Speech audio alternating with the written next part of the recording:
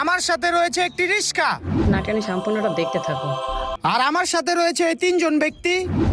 মানে ফানি একটা ভিডিও হতে যাচ্ছে। তো আমি আজকে তাদের জন্য একটি চ্যালেঞ্জ নিয়ে আসছি। চ্যালেঞ্জটা হলো যে এই রিস্কাটা এখান থেকে চালিয়ে ওই দুইটা পিলার অবধি যাবে, আর ওই দুইটা পিলার অবধি যে কম সময়ের ভিতরে যেতে পারবে সে পেয়ে যাবে এই আইফোনটা।